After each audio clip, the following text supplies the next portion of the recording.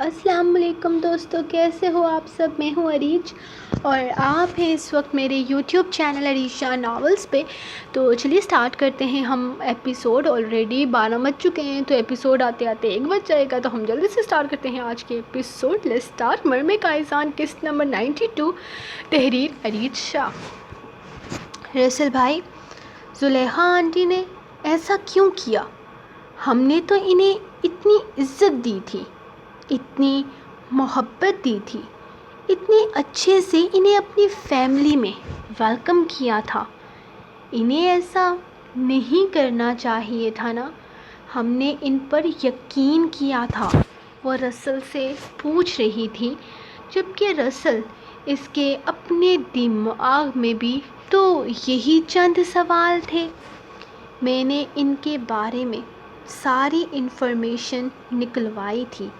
حقیقت یہی تھی کہ ان کا ایک بیٹا، ایک بہو اور ایک پوتا تھا، جو کہ چھٹیاں منانے کے لیے سعودیہ عرب میں گئے تھے، اور یہ آنٹی 3 مہینے پہلے مصر اپنے بیٹے کے پاس آئی تھی۔ یہاں تک کہ انہوں نے ہمیں جو کچھ بھی بتایا سب کچھ سچ تھا، لیکن اس کے بعد انہوں نے جو بھی بتایا سب جھوٹ تھا۔ ایک بات جھوٹ تھی، ان کا بیٹا انہیں بہت رسپیکٹ دیتا تھا، ان سے بہت زیادہ محبت کرتا تھا، یہاں تک کہ وہ انہیں اپنے ساتھ یہاں لے کر آیا تھا تاکہ وہ ہمیشہ اپنے پوتے اور بہو کے ساتھ رہیں۔ ان کی بہو بھی بہت اچھی تھی، وہ بھی ان کی بہت عزت کرتی تھی۔ لیکن سمیر ہمدانی نام کا ایک آدمی ہے جو کائسان کا دشمن ہے۔ اسے جب یہ پتہ چلا کہ کائسان شادی کر چکا ہے اور جس لڑکی سے اس نے شادی کی ہے وہ اس سے محبت کرتا ہے، تو بس اسے موقع مل گیا کائسان کی کمزوری پر حملہ کرنے کا۔ اس نے ان آنٹی کو بلیک میل کیا، ان کے بیٹے، بہو اور پوتے کو اغوا کر کے انہیں مجبور کر دیا یہ ساری جھوٹی کہانی ہمارے سامنے بیان کر کے ہم سے ہمدردی سمیٹنے کے لیے۔ تم جذباتی تھی، ان آنٹی کی باتوں میں آ گئی اور ان پر تم نے یقین کر لیا۔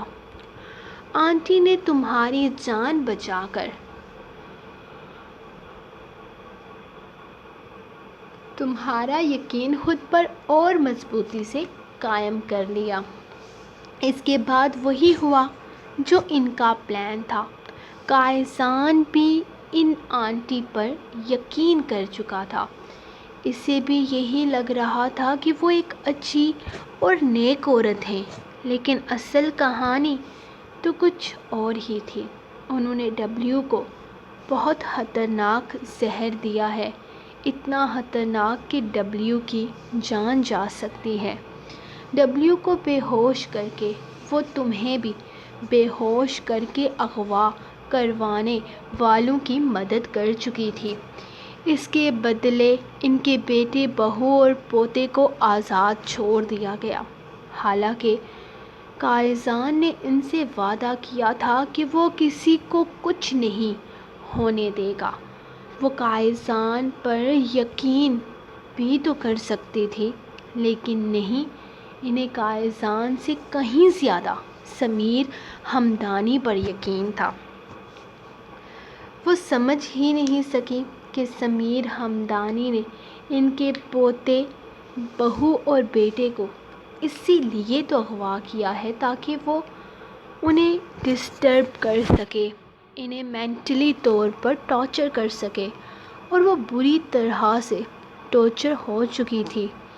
میں یہ نہیں کہتا کہ ان کا قصور ہے، وہ مجبور تھی، اپنے بیٹے اور اولاد کے لیے ہر کوئی مجبور ہوتا ہے، ہم سمجھ سکتے ہیں ان کی مجبوری، لیکن پھر بھی ڈبلیو کو اتنا خطرناک زہر دینا کہ اس کی جان چلی جائے، یہ صرف اور صرف ایک بے ضمیر انسان ہی کر سکتا ہے۔ مجھے اس بات کا افسوس ہے کہ انہوں نے بے ضمیر ہونے کا ثبوت دیا ہے۔ وہ زندگی میں کبھی بھی ہم سے دوبارہ ملی نا تو میں ان سے ایک سوال ضرور پوچھوں گا کہ انہوں نے ہمارے ڈبلیو کے ساتھ ایسا کیوں کیا کہ جب وہ جانتی بھی ہیں کہ ڈبلیو صرف ہمارے لیے ایک جانور نہیں ہے بلکہ ہماری فیملی ہے۔ وہ افسوس سے اسے بتا رہا تھا۔ کیا ڈبلیو اب کیسا ہے؟ ٹھیک تو ہے نا؟ وہ پریشانی سے اس سے پوچھنے لگی تھی۔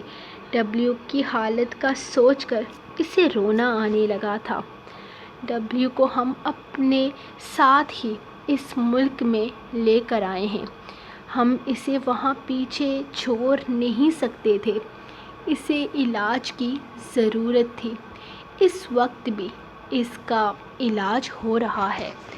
یہاں سے ایک دوسرے ہسپتال میں، یہاں ایک جانوروں کا اسپیشل ہسپتال ہے جہاں پر اس کے اندر سے سارا زہر نکال دیا گیا ہے اور ہمارا ڈبلیو بالکل ٹھیک ہو جائے گا انشاءاللہ۔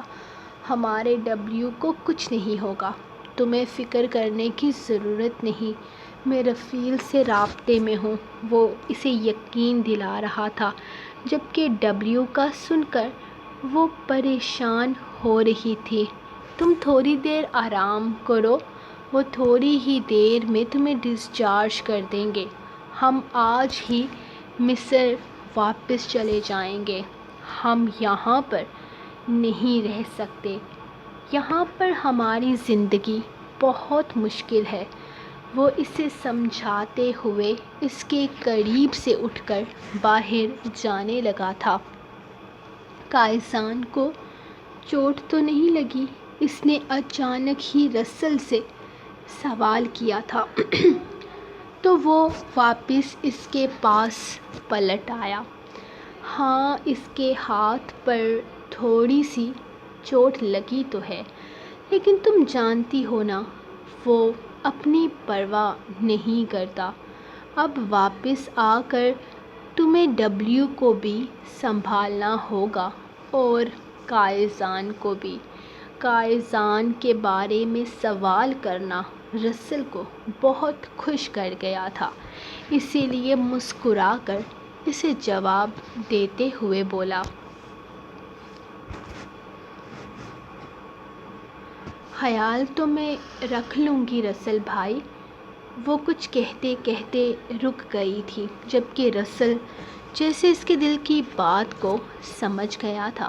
اس دنیا میں کوئی بھی گینگسٹر اتنا اچھا نہیں ہے کہ کوئی بھی غلط کام نہ کرتا ہو۔ تمہارے لیے اتنا ہی کافی ہے کہ تمہارا کائسان صرف غلط لوگوں کے ساتھ غلط کرتا ہے۔ اس نے یقین دلایا تھا۔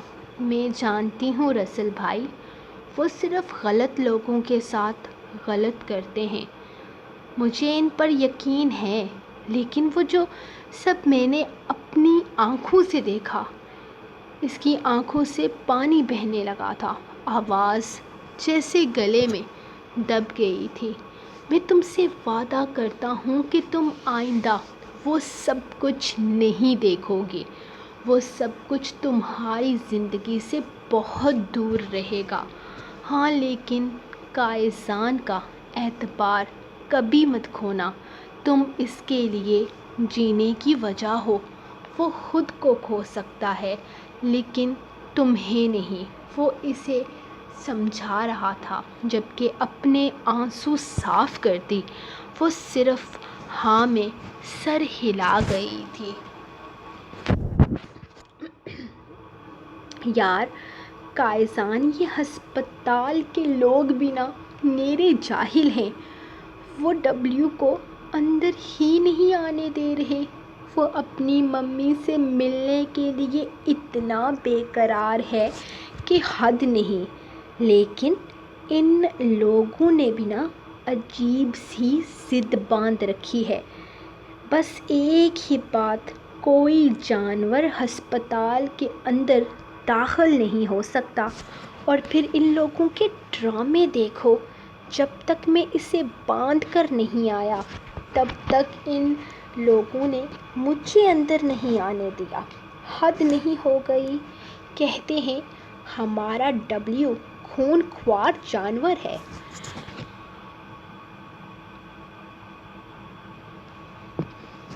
وہ اسے یوں باہر کھلا نہیں چھوڑ سکتے، تو مجھے اسے باندھ کر آنا پڑا۔ اور پھر میں نے ڈبلیو کو اتنی مشکل سے سمجھایا اور یہاں ہسپتال کے اندر آیا ہوں، ورنہ وہ تو مرم سے ملنے کے لیے اتنا بے قرار تھا کہ بس ایک ہی ضد ہے اس کی کہ اسے اندر آنا ہے۔ اب تم بتاؤ کہ میں کیا کروں؟ اتنی مشکل سے اسے باہر چھوڑ کر آیا ہوں۔ رسل اندر داخل ہوتے ہوئے اسے بتانے لگا، جبکہ رسل اسے یہاں دیکھ کر خوش ہو گیا تھا۔ یقیناً ڈبلیو اب ٹھیک تھا، تبھی تو وہ یہاں آیا تھا، ورنہ اس کا یہاں آنا ہرگز ممکن نہیں ہوتا۔ اس نے ہر وقت ڈبلیو کے پاس رہنا تھا۔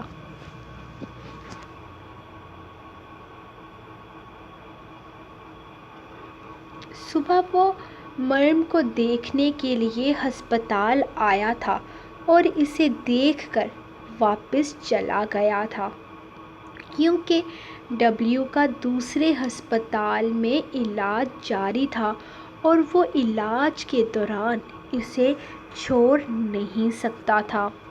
اور اب یہ جان کر کہ ڈبلیو کو اپنے ساتھ لے کر آیا ہے جہاں وہ خوش ہوئے تھے، وہی ڈبلیو کو باہر رکھنے کی وجہ سے کائسان کو غصہ آنے لگا تھا۔ ایک تو یہ انسان بھی نہ کبھی کسی دوسری مخلوق کی فیلنگ نہیں سمجھتے۔ ہاں، ان کا ڈبلیو جذبات رکھتا تھا، احساسات رکھتا تھا۔ وہ اپنی ممی سے بے انتہا محبت کرتا تھا اور اپنی ممی کو اس تکلیف میں نہیں دیکھ سکتا تھا۔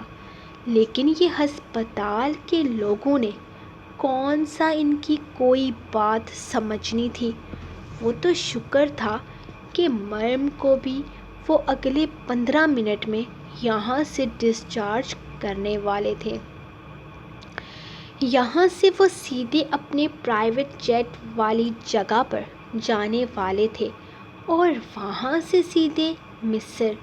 وہیں پر ڈبلیو کو آسانی سے وہ لوگ سنبھال سکتے تھے، ورنہ انہیں یقین تھا اگر مزید یہاں باہر ڈبلیو کو انتظار کرنا پڑا تو وہ کسی کا لحاظ کیے بغیر اپنی ممی کے پاس آ جائے گا۔ میں ڈبلیو کو سنبھالتا ہوں، تم لوگ تب تک مرم کو ڈسچارج کرواؤ۔ یہ لو کاغذات۔ اس نے مرم کے کاغذات انہیں تھماتے ہوئے باہر کی راہ لی تھی۔ ویسے بھی ان کے 2 بار کمرے میں جانے پر مرم نے کسی طرح کا کوئی ری ایکشن نہیں دیا تھا، جبکہ دونوں ہی دفعہ آنکھیں بند کر کے لیٹی رہی تھی۔ وہ سمجھ چکا تھا کہ فی الحال مرم کافی زیادہ گھبرائی ہوئی ہے، ڈری ہوئی ہے۔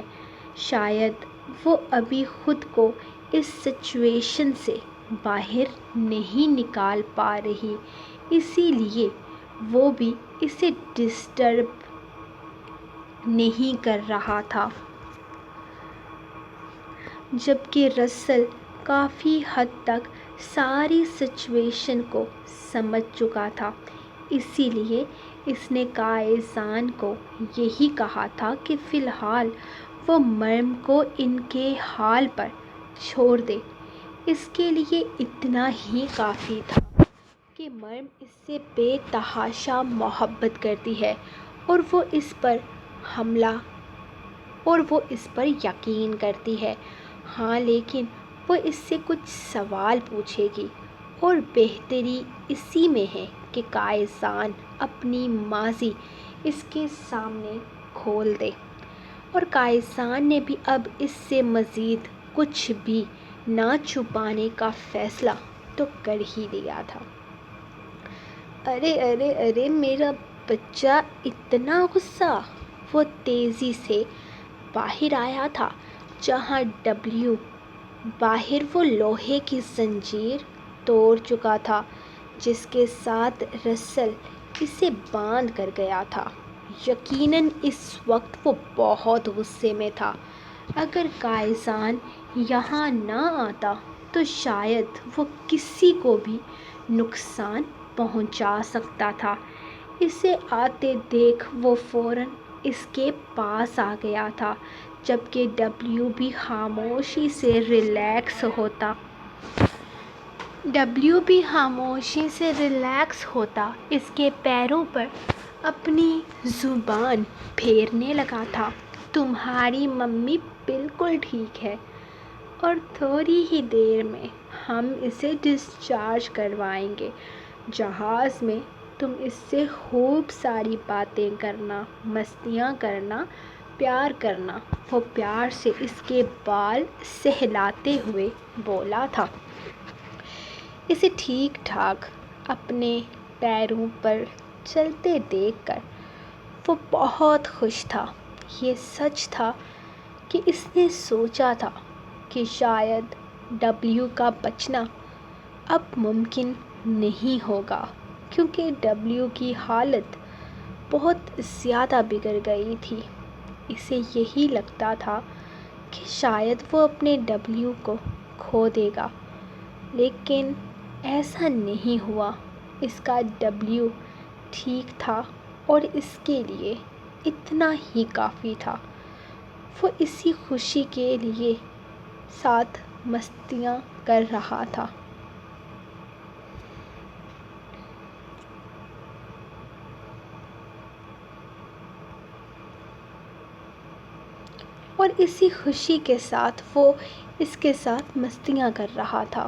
کائسان نے اسے یقین دلایا تھا کہ اس کی ممی ٹھیک ہے، تو وہ بھی بے فکر ہو گیا تھا۔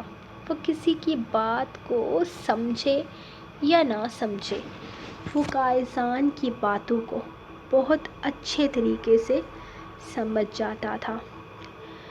کائسان نے اس کے لیے ایک نیا ڈریس منگوایا تھا جسے پہننے میں نرس نے اسے ہیلپ بھی کروائی تھی۔ وہ جیسے ہی تیار ہوئی، کائسان ڈسچارج پیپر لے کر واپس آ گیا۔ چلو جان، تمہارے ڈسچارج پیپرز آ گئے ہیں، ہمیں واپس جانا ہے۔ ڈبلیو ہسپتال کے باہر ہے اور رسل رفیل اسے بہت مشکل سے قابو کر رہے ہیں۔ اس وقت اسے تمہیں دیکھنا ہے۔ جب تک وہ تمہیں بالکل ٹھیک اپنی آنکھوں کے سامنے نہیں دیکھ لیتا، تب تک تو وہ سنبھل نہیں سکے گا۔ وہ بالکل ریلیکس انداز میں اس سے بات کر رہا تھا۔ اس کا انداز ویسا ہی تھا جیسے پہلے ہوا کرتا تھا۔ اس کے انداز میں کسی طرح کی کوئی چینجنگ نہیں تھی۔ مطلب اس کا کائسان اس کے ساتھ ویسا ہی تھا جو پہلے ہوا کرتا تھا۔ اس کی حقیقت جاننے کے بعد بھی کائسان کا انداز بدلا نہیں تھا۔ ہاں، لیکن مریم کا انداز بدل گیا تھا۔ وہ تھوڑی محتاط ہو گئی تھی۔ اس کے اچانک آ جانے پر وہ بیڈ سے اٹھ کر کھڑی ہو گئی۔ نہ جانے کیوں اسے لگا کہ اس کی بات نہ ماننے پر وہ اس پر غصہ کرے گا۔ اور پھر وہ ٹوکا۔ وہ ہتھیار یاد آتے ہی اس کے پسینے چھوٹنے لگتے تھے، جیسے سانس گلے میں اٹک جاتی تھی۔ کیا ہوا؟ تم اس طرح گھبرا کر کیوں اٹھ گئی؟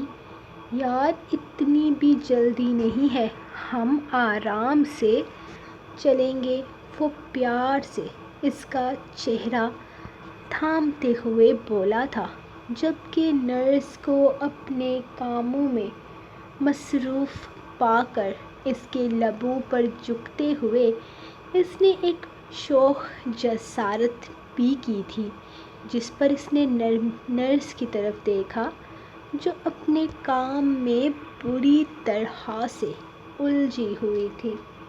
ڈونٹ وری، یہاں کے لوگ بھی اپنی زندگیوں میں مصروف رہتے ہیں، انہیں بھی آگے پیچھے کی کوئی پرواہ نہیں ہوتی، وہ آنکھ دبا کر شرارت سے بولا تھا، جبکہ وہ بس اسے گھور کر رہ گئی۔ اس کے گھورنے پر وہ دوبارہ اس کے لبوں کو اپنے لبوں کی قید میں لے چکا تھا، اور اس دفعہ اس نے ایک لمحے میں اسے نہیں چھوڑا تھا، بلکہ اپنے لبوں کی پیاس بجھانے کے بعد وہ خود کو پوری طرح سے سیراب کر کے پیچھے ہٹا تو نرس کو دوسری طرف چہرہ کیے مسکراتے ہوئے پایا، جبکہ کائزان نرس کا شکریہ ادا کرتے ہوئے اسے ٹپ بھی دے رہا تھا، جو اس نے مرم کا اتنے اچھے سے خیال رکھا تھا۔ جبکہ نرس نے مسکراتے ہوئے شکریہ ادا کیا اور پھر مرم کو بائے بول کر ان کے کمرے سے باہر نکل گئی۔ ارے واہ، یہ نرس تو بڑی سمجھدار ہے، اس کے جاتے ہی کائزان نے مسکراتے ہوئے مرم سے کہا، اور اچانک ایک دفعہ پھر سے اس کے چہرے کو تھام کر اس کے لبوں کو اپنے لبوں کی قید میں لے گیا۔ اس کی یہ حرکت اتنی اچانک ہوئی تھی کہ مرم کو سنبھلنے کا موقع ہی نہ ملا، اور وہ ایک بار پھر سے اپنی سانسوں کے لیے اس کے رحم و کرم پر آ گئی تھی، جبکہ اپنے لبوں کی پیاس بجھا کر وہ پرسکون ہوتے ہوئے اس کا ہاتھ تھام کر اسے اپنے ساتھ باہر لے جانے لگا۔ سو گائز، یہ رہی آپ لوگوں کی دوسری ایپیسوڈ۔ تو ملیں گے نیکسٹ ایپیسوڈ کے ساتھ، تب تک کے لیے اپنی رائٹر کو دیں اجازت اور دعاؤں میں یاد رکھیں۔ اللہ حافظ۔